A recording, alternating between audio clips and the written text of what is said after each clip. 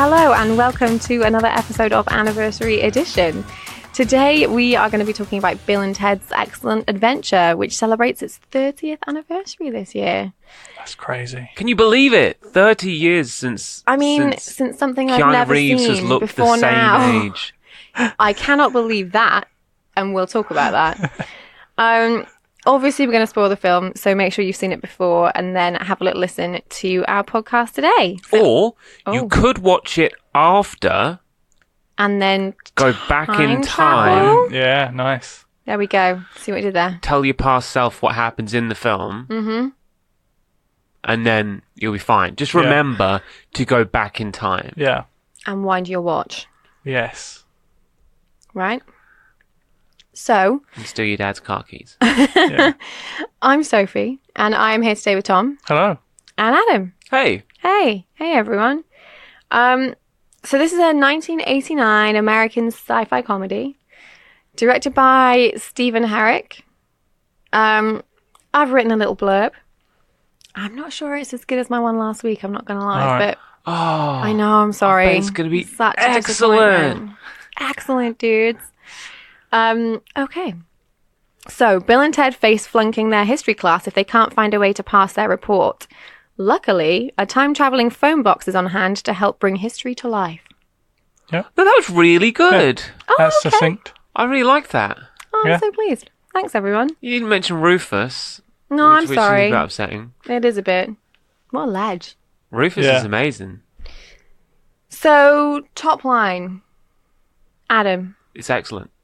It's excellent, It's dude. an excellent adventure. Okay. It tells you what it's going to be, and then it is that. It's a does what it says on the tin kind of film. Yeah. Okay, Tom. Yeah, I agree. I hadn't seen this for a long time. Okay.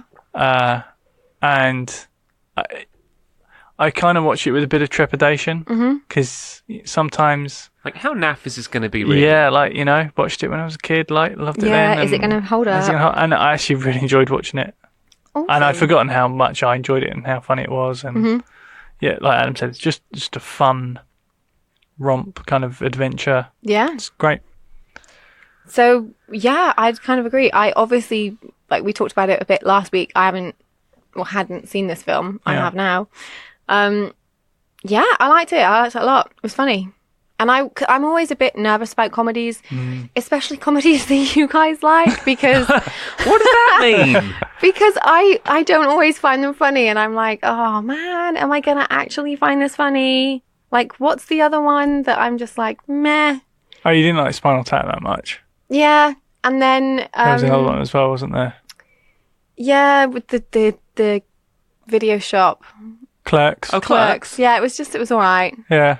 And I was like, oh, these guys really like this film. I What mean, if I this don't is find a it different funny? film. Yeah. I think those two, they're kind of a bit more niche. They are, Yeah. but we haven't done that many comedies. We haven't, no. So I was kind of like, oh, am I going to find this funny, or is it just going to be really awkward? Where I'm like, I literally hate this film. Yeah. But I didn't. I liked it. Awesome. Yeah, I find it funny. And I thought, oh, should I watch it with people? Because I know that, Tom, you've always said, like, Yeah. with comedies, it's generally easier if there's other people, kind of lifts the laughter along. Yeah. But I watched it on my own, and I enjoyed it.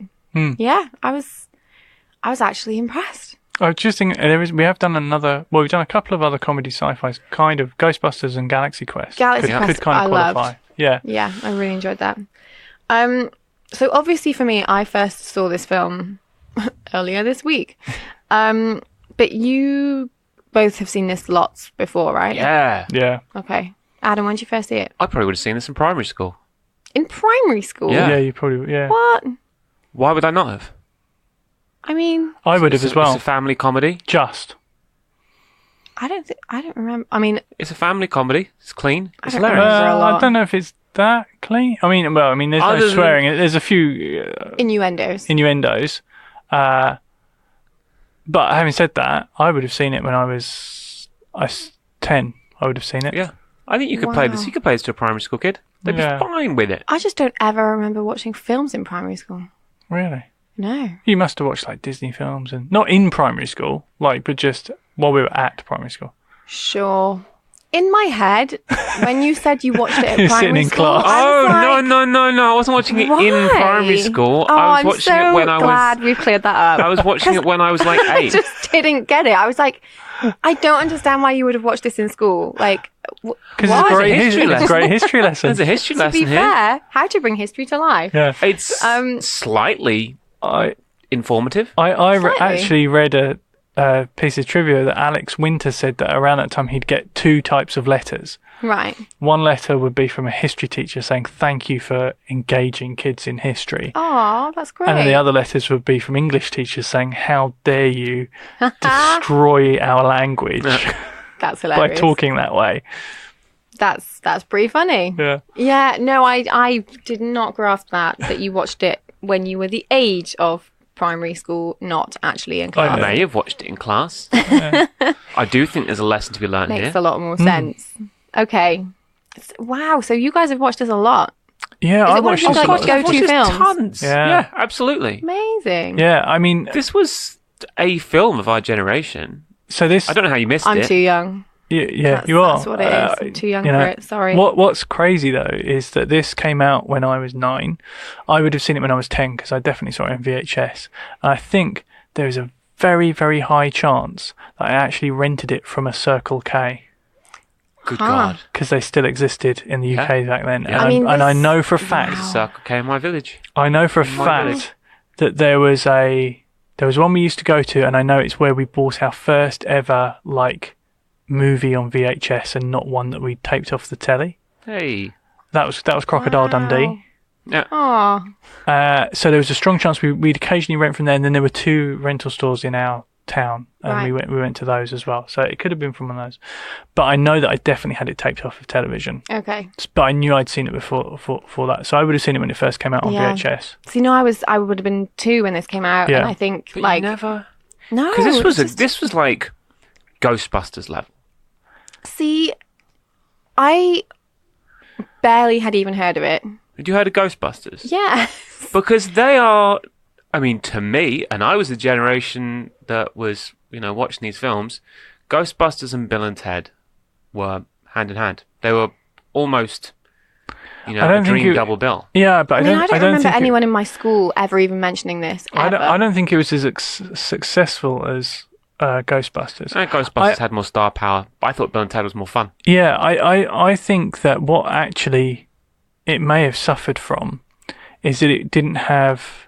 So it was made in 1987 and then kind of got stuck because I think the company that originally produced it went bankrupt. Oh, I remember you said last week. Yeah, so it kind of got stuck in a bit of like, oh, this movie's been made, but no one knows who owns it or blah, blah, blah, blah, Right.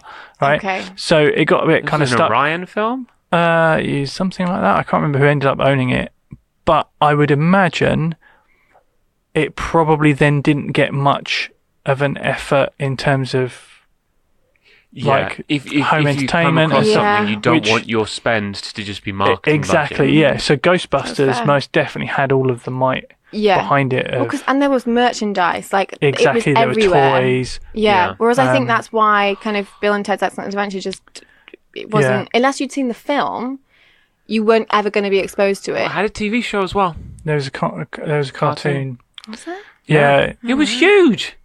The cartoon there's, like, a even running made it over joke. to the UK. There's a running joke that like I don't remember anything from as being a kid. I think I've talked about this before with my friends. Yeah. So it may well have been, but like I just don't remember stuff like that. And No. and also I genuinely don't think it was a thing. Like, but you say okay, it made its way over to the UK, but was that on like Sky? I don't think so. I think I don't know where Because it like aired. we never had Sky when I was a kid, No. so like No, all I of those didn't either. cartoons or anything like always passed me I'm by. not sure where it was shown actually, the cartoon, because I kind of remember it. So I it remember must the have been- cartoon. I can't remember where Probably I saw it lasted a though. couple of seasons, right? But Yeah, Yeah. I didn't get Sky. I did have Sky for a period of my youth, so I couldn't Couldn't tell say. you Yeah. when exactly it was. But I remember seeing that too. But I mean, by the time I would have been like watching this type of film, I would Yeah. have been like, yeah, okay, 10. But that would have been I kind of feel like 97. I think the thing is that like I think it probably comes down to the whole strategy of the marketing in terms of home entertainment, and obviously there's no toy line or anything like that. And it's never the type of film that like my parents would have ever had on either. So like if it was on the television, so I can kind of see how they never would have watched it. Yeah, I can kind of see how it would have fallen into that little blip for you of it not being a thing. Just wasn't on my radar. And like no one ever made references to it that I can ever recall. Yeah. Like Can you see how the slang used in the film was extreme? Like Bill and Ted communicated that slang around the world, and this is stuff that is used today. Yeah, definitely. Like when I was watching it, I was just like, oh god, That's where bogus comes from. Yeah, but like I never, like I said, it was just never on my radar. No. Plus, I think it's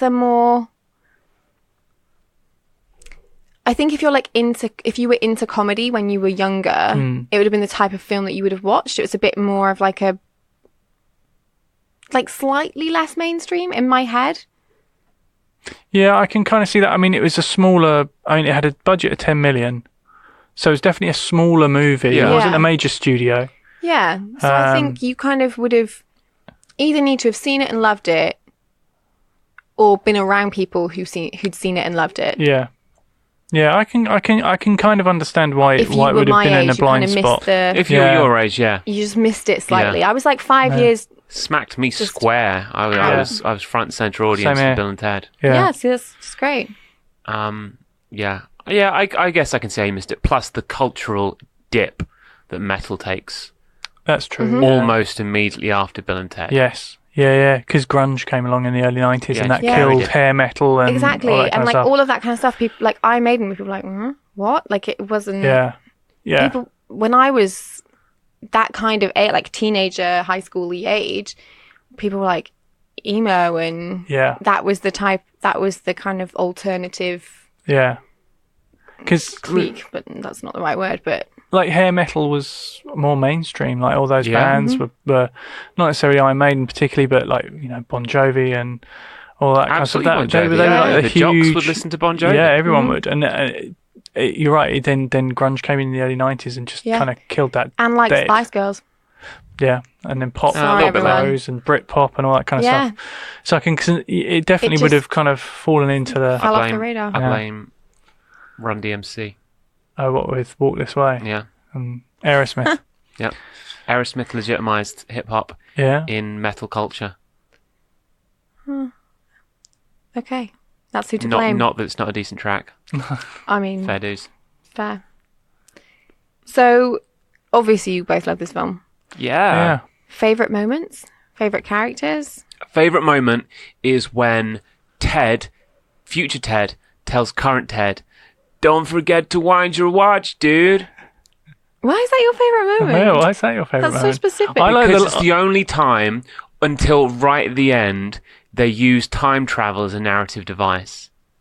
In fact, I think it might be the only time they really use time travel as a device to because you forget about it, right? You do, yeah. It's such a throwaway thing. Yeah. Until they start referencing the time, we've got loads of time, You're like, oh God, he hasn't wound his watch. See, that's really interesting because I remembered that the second he said it, don't forget to wind your watch, the first time you see it. Yeah. I was like, oh, that's going to be really important. Yeah. And I was constantly waiting for something to be referred to about his watch. Yeah, I like the line after, which is, I think it's Alex Winter, she goes, that conversation made way more sense this time. That's the line. So that's a great line. Yeah. It's and the idea that obviously Ted's not going to remember to wind his watch because you didn't. Yeah. That's brilliant. Beethoven playing the synths. In the mall, yeah. There are a lot of really great fun moments in this film when they get lost in time and they go to the future. Yeah. And they get praised as the metal gods that they are. Yeah. I think anything with Napoleon is fun. Yeah. When he's at the really water park. Napoleon at Waterloo. With Ziggy Piggy and the ice cream. And I thought that was great. Going bowling. The fight in the Western. Yeah, in the bar brawl. Yeah, that's good. Yeah. That's great. So many classic things happening. Yeah. Yeah. Is there a scene that isn't just fun? No. No. See, I can't really pick like a favorite moment of this because I pretty much enjoyed it the second it started till the second Yeah, it finished. I do too. But I do think that as soon as right at the end, Yeah. when the history teacher is saying, "Right, that's it. We were supposed to have another one, but we're done, so everyone can go home." And then Yeah. the lights go out, Oh, I love that and then you're like, because it's so theatrical. I'm like, they're going yes. to do it. They're Yeah. going to do it. And then they Yep. just, like, it's beyond anything you expect that they're going to do. And Yeah. then it's like, there's a light show, there's smoke. And it's just seeing them be so triumphant and absolutely knock it out of the park. Because when Yeah. he says to them, you guys need to get A pluses, Yeah. you're like, that's completely unachievable. Yeah. Like, Yeah. absolutely. They might get maybe they could Maybe scrape a D or a C. Yeah, see.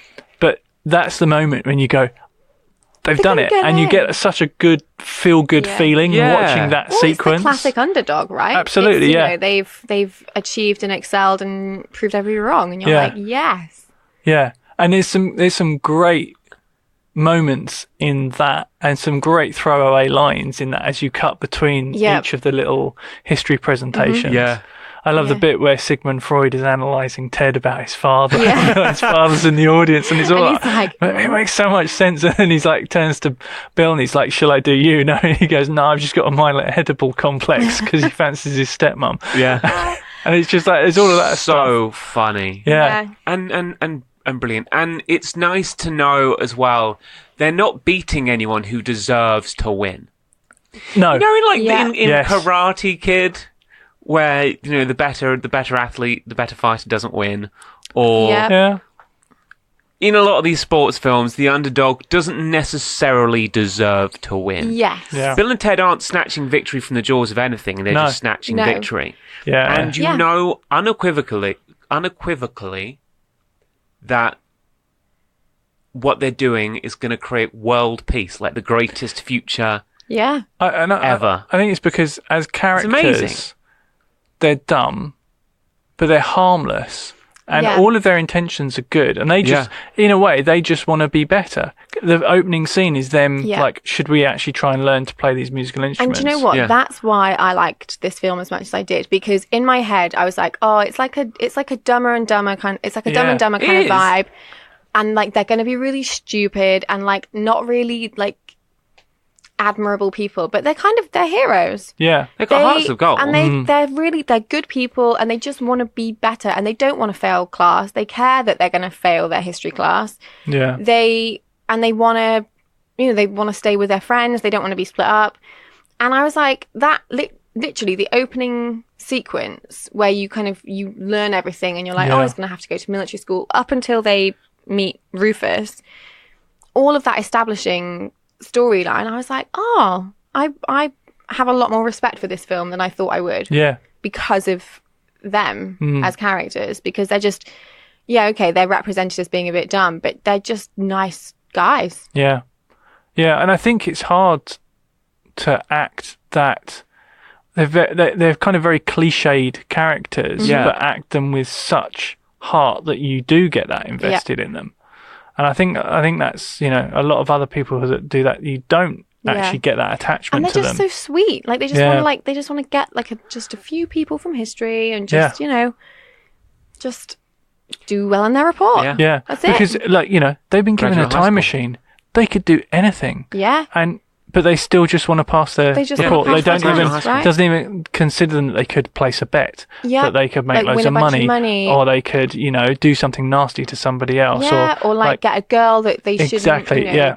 that's destined for someone else. Like they don't. Well, I suppose maybe they do that. But yeah, they're just nice guys, yeah, and it's set up straight away, and you're on board from the minute that happens, which, like I said, I just didn't expect it to be. yeah. I just thought I'd be like, oh god, they're annoying, and they're not, They're not at all. not at all. No. And it's a single loop it's a multi-loop, but a single lane time travel movie as well. That's Yeah. nice. Yes. That's nice. What annoys me about time travel movies nowadays is where time travels always have to include multiple dimensions. Yes. Always. it's all about the mistake you make that you then have to rectify, blah, blah, blah. And they don't really do that. There's no like, that's what I was expecting as well. There's multiple time streams. There's just one. Well, when they go back and they bring Napoleon with them and then they're like, oh no, and he falls out the tree. Yeah. I was like, oh, okay, here we go. So now they're going to have to get Napoleon back because it's going to ruin history if he's not there. And that's the story I was expecting. Yeah. I was like, oh, okay, we're going to see a classic, I've made a mistake, I've interfered with history and I'm going to have to go and fix it. No, they never do something that's so dumb that they break time. No. It's just a single time stream. They drop people off at the right place, do things at the right place, and towards the end, they figure out how to weaponize their time travel abilities by dropping bins on people and moving keys, placing a tape recorder to distract Ted's dad. Great stuff. But the thing that's nice is that all of that, bad stuff they do, it's harmless pranks. It's just harmless, and it's just so that they can pass their history test. Yeah. Like the whole motivation is like, I just want to pass my test, and they're not cheating. No. Well, No, they're not cheating. No, because they're doing their research. They do their own presentation as well. Exactly. Because I kind of was like, oh, are they going to just let all the people talk? But they don't. They talk to them, and then they're like, oh, and did you know Joan of Arc did this, and then she did this? Because it's like, oh, they've actually learned. They had conversations with people, and they learned. Can you imagine how cool this was as a 10-year-old boy? I know. Watching this movie? I mean, I can't, no. Unbelievable. For many reasons. So thrilling. Because, I mean, it's one of the things, I always enjoyed history anyway. Yeah. So like this, I always enjoyed the premise of this because think about getting to meet those people and to talk to them and to... Well, it's the whole, which 10 guests, dinner exactly, guests you have around the table. And I love, one of the things I love is the weird kind of friendship that starts to occur between Socrates and Billy the Kid. Yes. It's so random. I was like, brilliant. I'm enjoying this. And I love when Joan of Arc is super excited and does starts running the exercise routine. Class. I'm like, yes. Yeah, it's good. Yeah. Sorry, we've talked so much about Tom, but are there any specific moments for you, or is it the same? Just kind of... No, it is all the way through. There's great moments. And I think that it is that in presentation that it gives you such a warm feeling because they are succeeding. Yeah. But there's loads of great bits, just the inappropriate stuff that Ted says about Bill's mum, stepmum, without really meaning to. He's just do you remember when I asked her out for prom? I know. Shut up, Ted. So there's all that kind of stuff, which I think is, now you could look back on it and be a bit creepy, but it kind of works in this. Yeah. And it also builds up to that brilliant payoff at the end. Yeah. So I think there's, loads of stuff that works, and it's consistent. I think it's got a consistent level of funny all the way through. Yes. Yeah, it has. Doesn't really dip anywhere, does it? No. You don't kind of... Keeps the tone. Yeah. There's not an opportunity for you to sort of lose interest at any point because the pace is really good. It's just really enjoyable to watch. Yeah.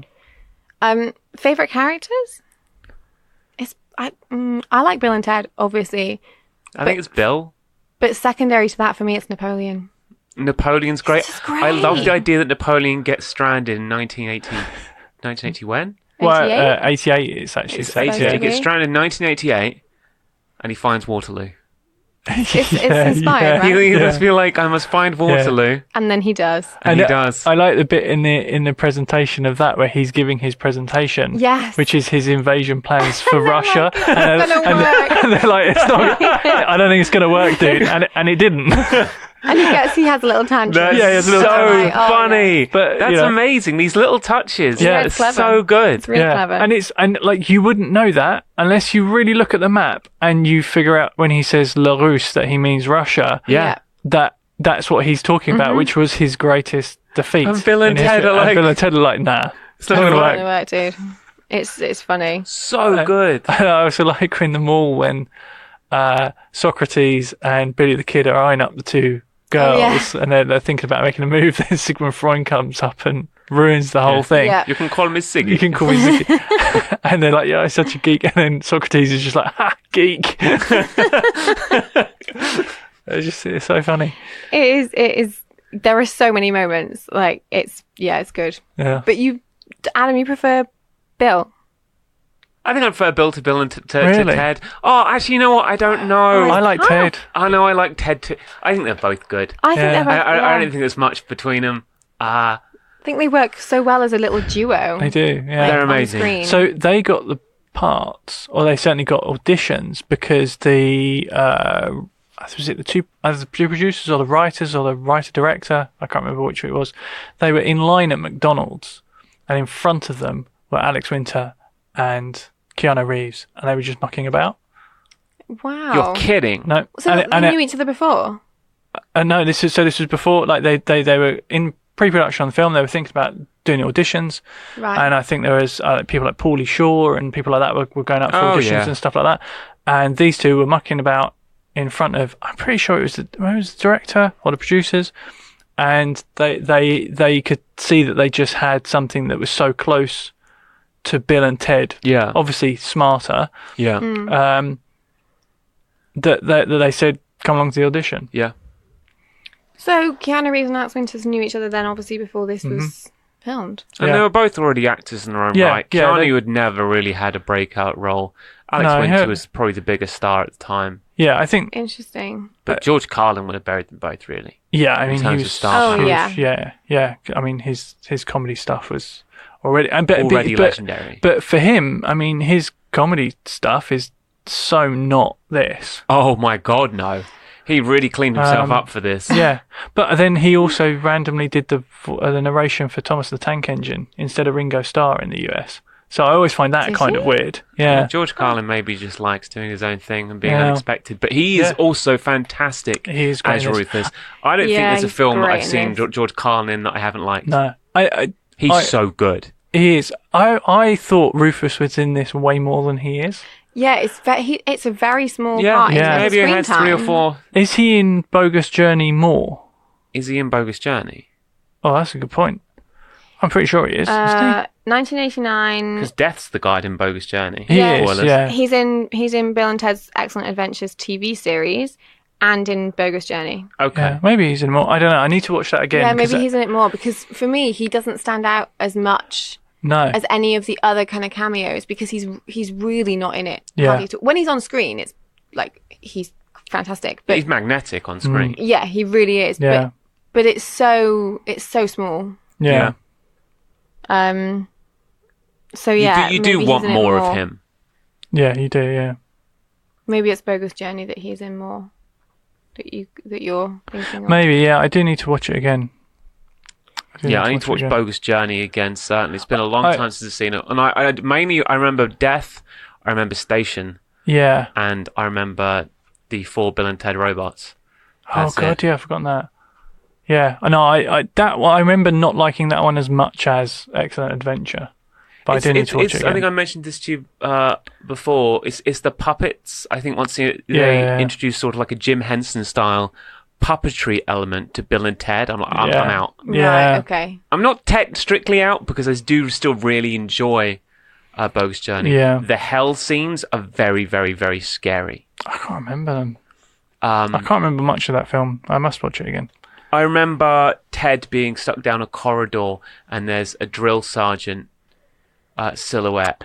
Yeah, that's right. Yeah. Bill has to kiss his grandma, Yeah. and she's got a really hairy That's face. right. Yeah. Because that's the Wow. thing. You do see Ted at the military academy, don't you? And I Yeah. kind of thought that was in this film, but yeah. Interesting. Yeah, maybe I should watch it.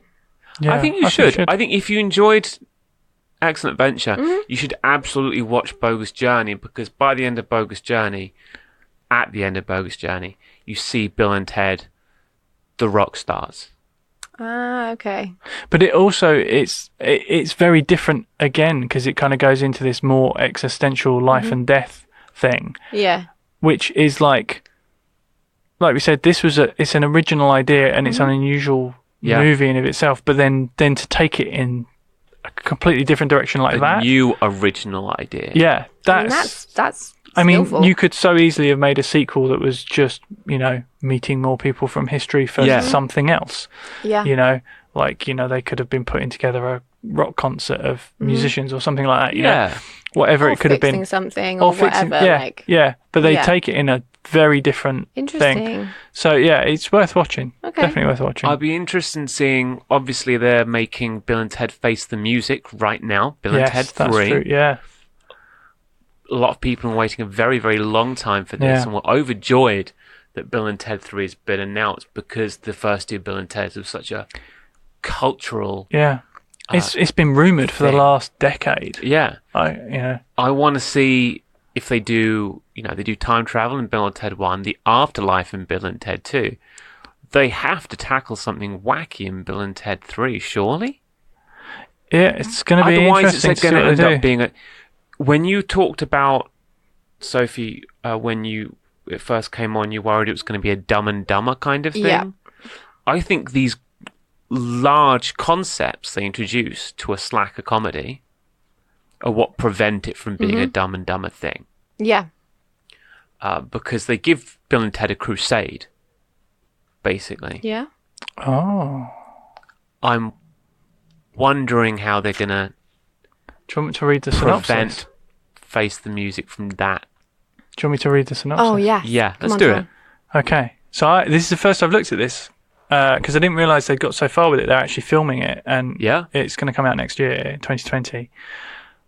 Once told they'd save the universe during a time-travelling adventure, two would-be rockers from San Dimas find themselves as middle-aged dads trying to crank out the hit song that will fulfill their destiny.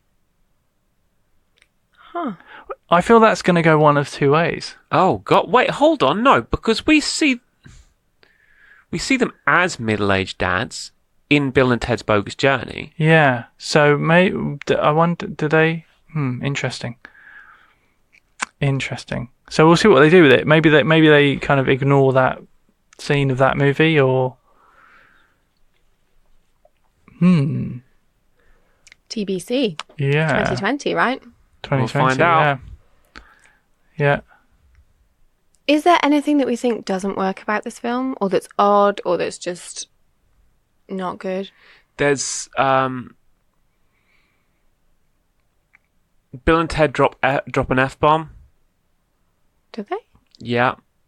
Which point? They hug each other and Oh, yeah. and jokingly say... Oh, right, right, yeah, sorry, yeah, wrong F, but yes. Yeah, the 3-letter F. Yeah, that's not good. Not the 4-letter F. Yeah. Which ain't great. But sign of the times, Yeah. Not great. That's it, though. Yeah. That's 100% it. I mean, I just have a blank Bill's dad space. shags his stepmom in Bill's bed. When you're a kid, you don't pay attention. No. When that started, I thought, oh, this could actually end up being way more creepier than I remember it. But then actually, I think that pays off in the gag at the end. Yeah.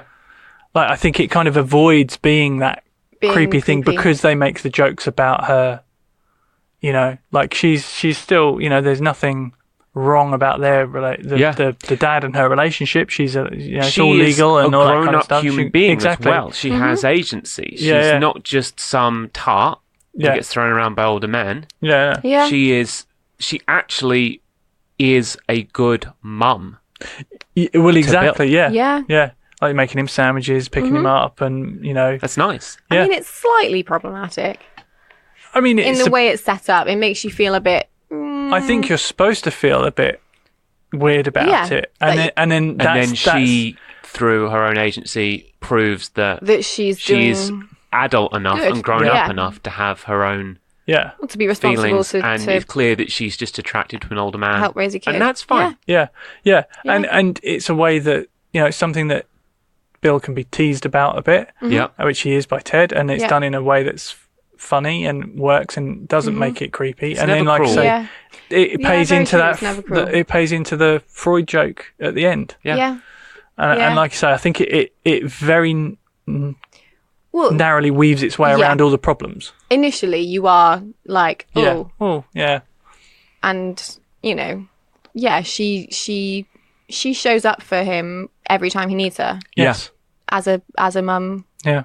Hopefully, can and does. But she also draws the line. Yeah. When he's grounded, she attempts to keep him grounded. Yeah. Well, and also she's like, I'm not taking you anywhere till you've done your chores. Yeah. So she's actually rules. like a decent mum. Yeah. Yeah. Yeah, it's pretty. So I like the way they nice eschew that problematic nature by making her a decent mother. Mm-hmm. Yeah. Yeah. It just reminded me of the bit where they come back to the house and they introduce everybody, and they go cool. It's like, oh, and this is Bob. This is Genghis Khan Johnson. Her face during that as well when they're introducing everybody, and she's just like, okay, well, there's soda in the fridge. Yeah, and you're yeah. like, yeah, okay, because what else do you even say? Yeah. Like, I mean, where do you put that? I have like hardly anything else to say about this because I just really enjoyed it. Yeah. I think it's just such a feel-good, easy watch. Yeah. Other than, can you guess the Metacritic score for Bill and Ted? Ooh. Well, out of 10. 8. No, but if I'm thinking of a number between 1 and 100. I thought it was between 10. 69, You dude. said it was between 10. It's 6.9 out of 10, Oh, okay. Have they done the same for Bogus Journey? which is Oh, no, it's 6.3. which is kind of funny. Yeah. I don't think it's on purpose. I don't think it is also, by the way, a 6.9 out of 10 film. This is an 8 out of 10 film. I think so, yeah. Yeah, I mean, well, I gave it an 8. This is an And 8 that's out of what 10 I thought film. it It's a would have been. 4-star movie. Yeah. Yeah, oh yeah, 6.9. Yeah, I like this. I think it's a fun film. I think it would be fun to watch with friends as well. Yes, absolutely. Like, Make a drinking game out of it. Do a shot take a sip, I should say, every time they say dude. And yes. Oh, there's good and someone... bad. Yeah, they say dude like 78 times. Yeah, you don't I want to like do a that. shot, just maybe just a sip of a beer. We just a little sip, yeah. Yeah. Otherwise you'll be In wasted. hospital. Yeah, for sure. Be more of a bogus journey than an excellent adventure. I like under language, it's got English, French, German, Greek, ancient. Ancient, of course. Socrates. Oh, I love that they just call him Socrates. So great. I'm like, oh, no, it's just no. Yeah, and beef oven. Beethoven, yeah. Oh, it is. It's funny. I did really enjoy this. Like, talking about it, I'm like, oh, no, there was so much of this that I enjoyed Yeah. consistently. So, is that a wrap on I think Bill it and is, Ted? yeah. I mean, we're too big of fans. There's not Yeah. much else to say. Yeah. So, next week, we are going to be looking at The Third Man, You guys Yeah. are. which shockingly I've not seen. We are. You Oh, aren't. you're that's on right. holiday. I'm on holiday.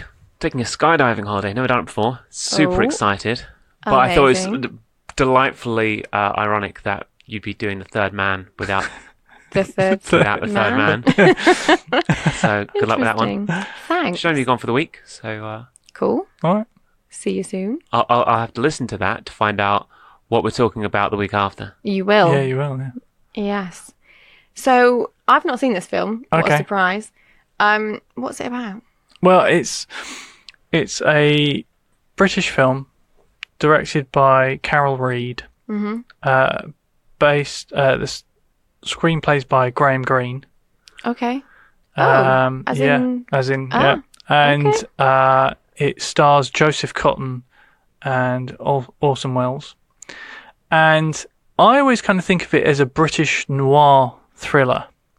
Okay. So, we used to noir films with that kind of Humphrey Bogart, detective, that kind of stuff. This is kind of a British version of that. And it's Joseph Cotton plays a guy called Holly Martins, who's a pulp novelist. So he writes kind of trashy novels. He travels to shadowy post-war Vienna only to find him investigating the mysterious death of an old friend, Harry Lime. Okay. So it's one of those movies that takes a lot of kind of unexpected turns. Some of the shots in this are stunning.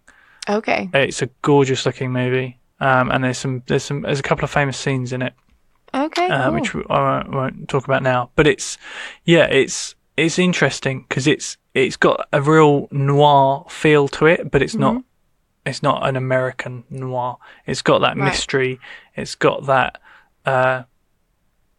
It's got that beautiful noir-esque lighting, that sort of stark black and white, and it's an interesting movie. Okay. So I think we'll have fun with that. Cool. Sounds good. I'm intrigued. Mm. Okay. So thank you for listening. And you can join us next week to hear what we've got to say about the third man. Yeah.